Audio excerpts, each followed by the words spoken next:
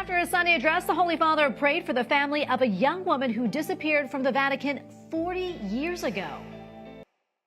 Emanuela Orlandi était une adolescente vivant au Vatican qui a mystérieusement disparu le 22 juin 1983 alors qu'elle rentrait de l'école de musique à Rome. L'affaire a attiré l'attention mondiale lorsque le pape Jean-Paul II a publiquement appelé à sa libération à la suite d'une revendication d'une organisation affirmant la détenir en échange de la libération de Mehmet Ali Arka, un rebelle turc qui avait tenté d'assassiner le pape 2 ans auparavant.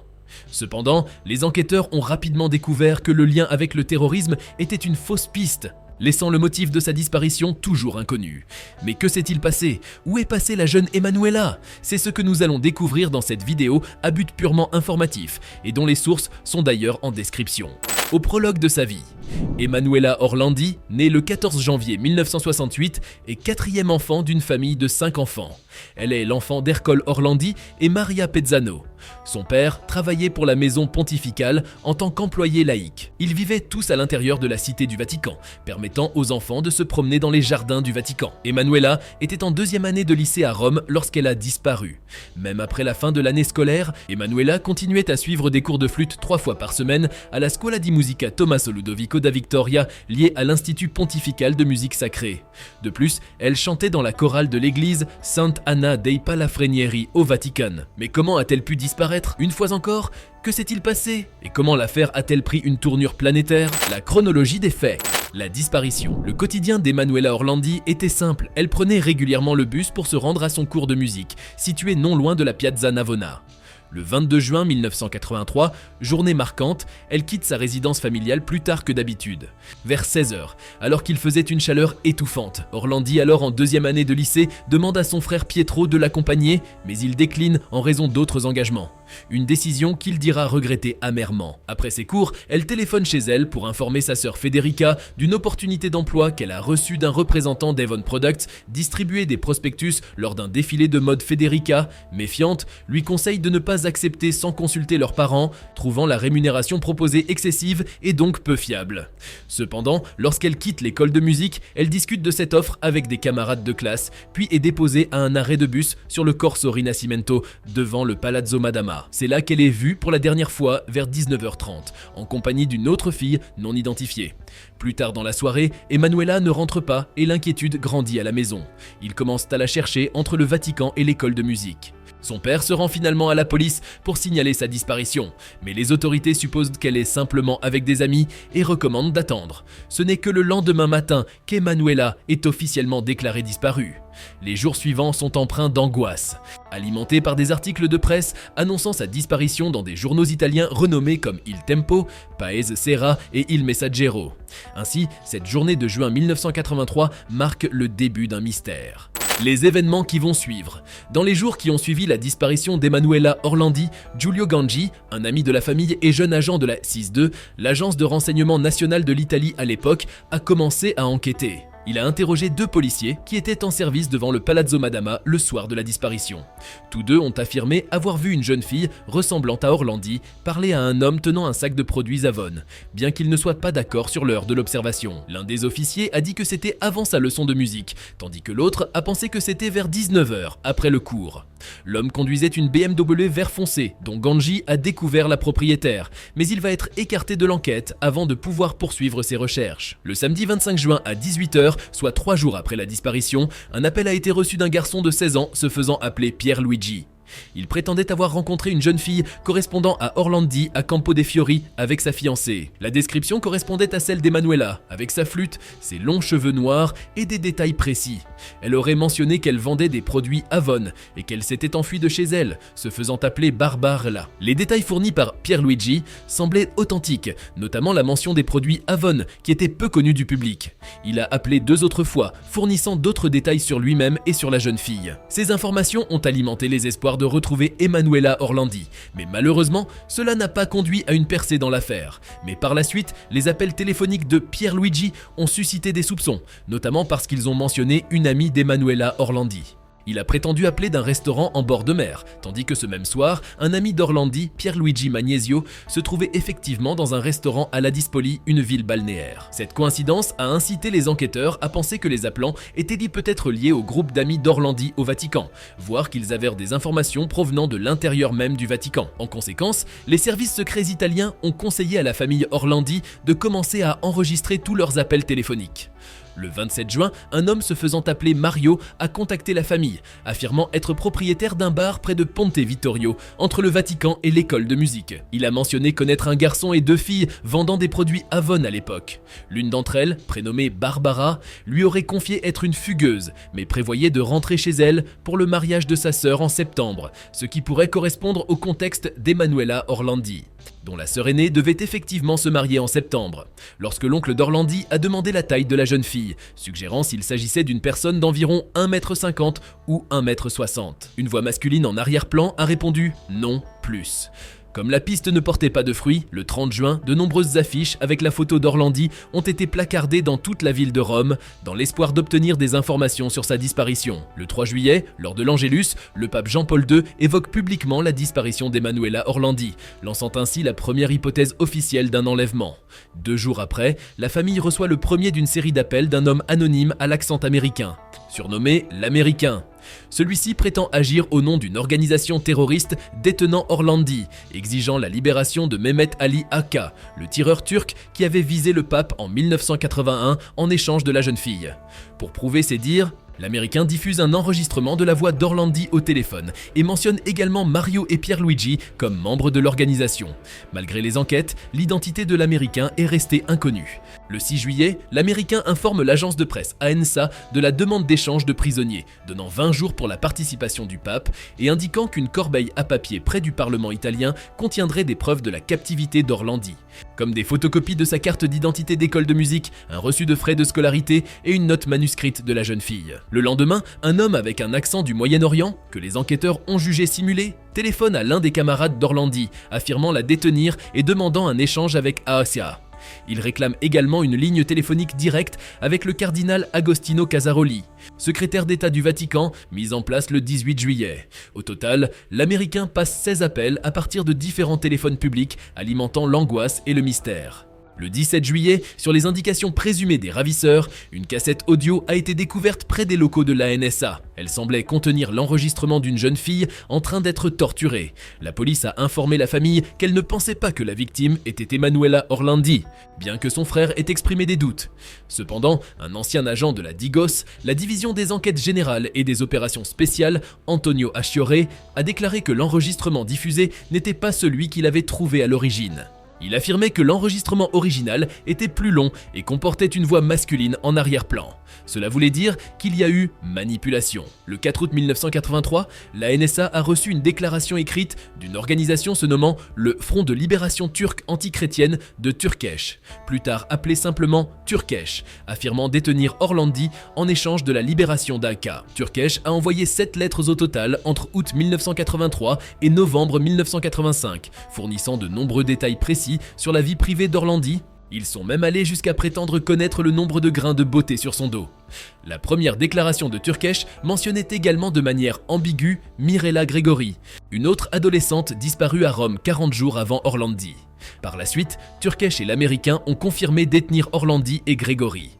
À la demande des familles, le président italien Sandro Pertini a lancé un appel public à leur libération le 20 octobre 1983, liant ainsi les deux affaires dans l'esprit du public. Cette série d'événements a ajouté un nouveau niveau de complexité et de mystère à l'affaire, semant davantage de confusion et d'angoisse chez les familles des jeunes filles disparues. À partir de ce moment-là, les services secrets italiens ont nommé l'avocat Gennaro Egidio pour représenter les familles Orlandi et Gregori. Son rôle était de diriger tous les appels des présumés ravisseurs vers son bureau. Pendant des mois, chaque fois que l'Américain appelait, Egidio tentait de négocier la libération des filles ou d'obtenir des preuves de leur situation. Malheureusement, aucune preuve n'a jamais été obtenue. Des années plus tard, Egidio a suggéré que l'absence de preuves démontrait qu'il n'y avait peut-être pas eu d'enlèvement réel. Le 27 octobre 1983, lors d'un appel avec Egidio, l'Américain a annoncé la mort de Mirella Gregori et a promis de rendre son corps avant Noël, ce qui n'a jamais eu lieu. À la question d'Egidio sur le sort d'Orlandi, l'Américain déclarera simplement ne rien avoir à dire à ce sujet pour le moment. Le 24 décembre 1983, 6 mois après la disparition, le pape Jean-Paul II a rendu visite à la famille Orlandi et a qualifié l'affaire d'Emanuela de cas de terrorisme international, assurant que le Vatican faisait tout son possible pour résoudre l'affaire. Cependant, après cette visite, Pietro Orlandi, le frère de Emanuela, a remarqué que le pape avait choisi de rester silencieux sur l'affaire.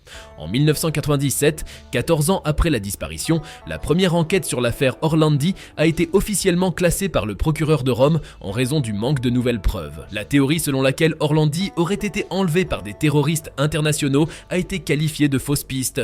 En 2013, peu de temps après son élection, le pape François a rencontré la famille Orlandi et leur a dit que Emanuela est au ciel, laissant entendre que la jeune fille était décédée. La famille a interprété cette déclaration comme une preuve que le Vatican était au courant de ce qui était arrivé à leur fille.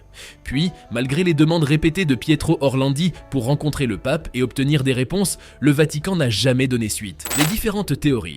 La théorie de la connexion Orlandi-AK, Turkesh, Stasi et KGB. La théorie de la connexion Orlandi-AK, Turkesh, Stasi et KGB dans l'affaire Emanuela Orlandi a été la plus explorée et l'une des plus complexes et controversées associées à cette affaire. Cette théorie suggère un complot international impliquant plusieurs acteurs, y compris des services de renseignement et des groupes criminels. L'un des éléments clés de cette théorie est la possible implication d'Ali Agca, le terroriste turc responsable de la tentative d'assassinat contre le pape Jean-Paul II en 1981. Certains spéculent qu'Agca aurait pu être lié à la disparition d'Emanuela Orlandi, peut-être dans le cadre d'un échange ou d'un accord plus large impliquant des intérêts politiques et criminels, comme nous l'avons évoqué précédemment. La théorie suggère également une implication des services de renseignement, notamment la Stasi de l'ancienne Allemagne de l'Est et le KGB soviétique.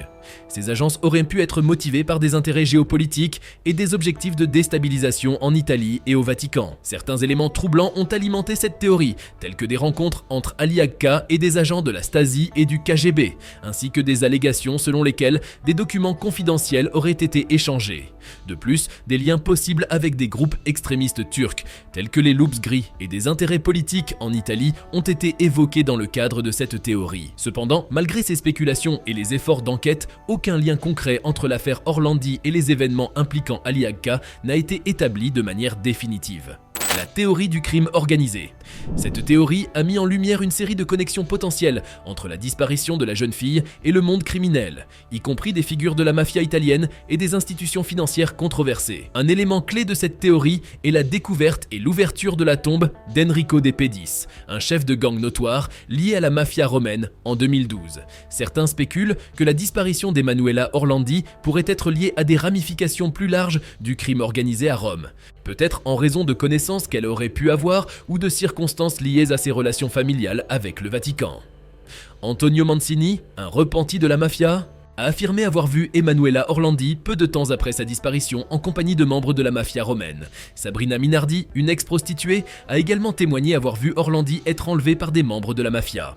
Le rôle potentiel de la Banque du Vatican et du Banco Ambrosiano a également ajouté une dimension financière à l'enquête.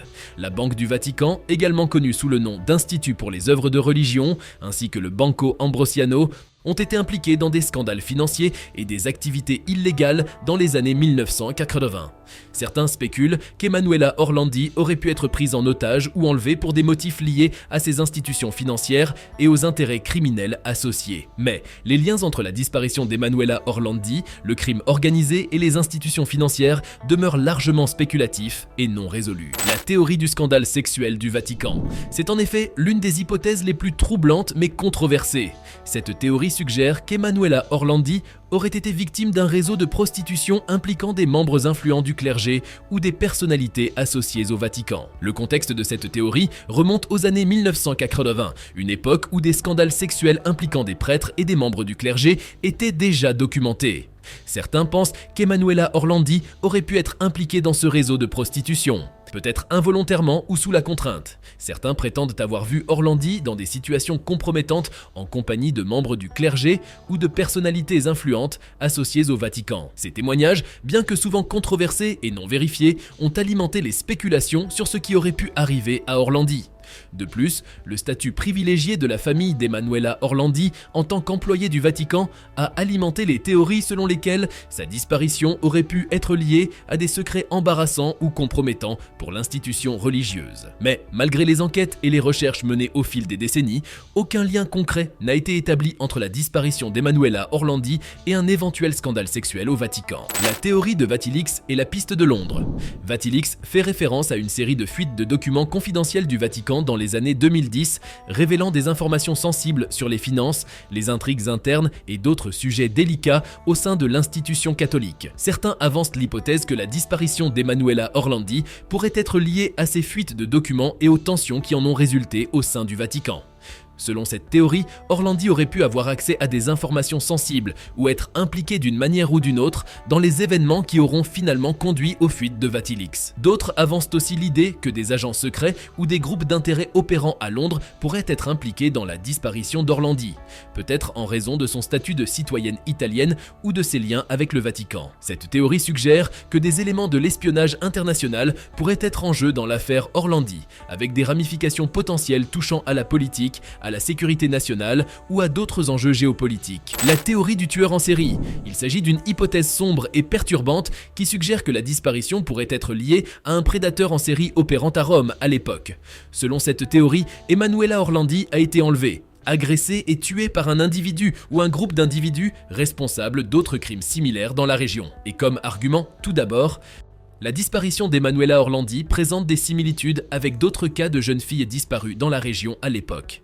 Ces parallèles suggèrent la présence d'un modus operandi commun ou d'une signature distinctive, caractéristique des crimes commis par un tueur en série. De plus, les circonstances mystérieuses entourant la disparition d'Emanuela Orlandi, ainsi que le fait qu'aucun indice solide n'ait jamais été découvert quant à son sort, laissent la porte ouverte à cette possibilité inquiétante. Les recherches infructueuses, les fausses pistes et les spéculations sans fin ont contribué à cette théorie, qui offre une explication sombre mais plausible à la disparition non résolue d'Emanuela Orlandi. Mais il n'y a pas eu de lien concret établi entre la disparition d'Emanuela Orlandi et d'autres crimes attribués à un tueur en série. La théorie du rôle possible de Marco Accetti. Marco Accetti était un individu au passé trouble, ayant des liens avec la criminalité organisée et des antécédents judiciaires. Pour plusieurs, il aurait pu jouer un rôle dans la disparition d'Emanuela Orlandi, peut-être en tant que complice ou en ayant des connaissances sur ce qui est arrivé à la jeune fille. L'intérêt pour Marco Accetti a émergé en partie en raison de ses liens présumés avec la mafia romaine et d'autres acteurs du monde criminel à l'époque de la disparition. Certains enquêteurs et théoriciens de l'affaire ont spéculé qu'Accetti aurait pu être impliqué dans un enlèvement planifié ou qu'il aurait eu des informations sur ce qui est arrivé à Orlandi après sa disparition. Certains témoins ont affirmé avoir vu Emanuela Orlandi en compagnie de Marco Accetti avant sa disparition, bien que ces témoignages soient souvent sujets à controverse et difficiles à vérifier. De plus, le passé trouble de Marco Accetti, marqué par des activités criminelles et des associations douteuses. En fait, un personnage intrigant dans le contexte de l'affaire Orlandi. Certains avancent l'idée qu'Accetti aurait pu être impliqué dans des enlèvements ou des activités illégales similaires par le passé, ce qui en fait un suspect potentiel dans la disparition d'Emanuela Orlandi. En gros, il y a eu beaucoup de théories non concluantes sur la foi, mais à chaque, il y avait cette impression de découverte imminente de la vérité. Mais il nous faut revenir sur le rôle du Vatican dans l'affaire. Le rôle du Vatican dans l'affaire Emanuela Orlandi. En raison de la connexion étroite de la famille d'Emanuela avec la Cité du Vatican, les actions et les omissions de l'institution ont été scrutées de près tout au long de l'enquête. Dès le début de l'affaire, les enquêteurs ont rencontré des obstacles dans leur tentative de coopération avec les autorités du Vatican.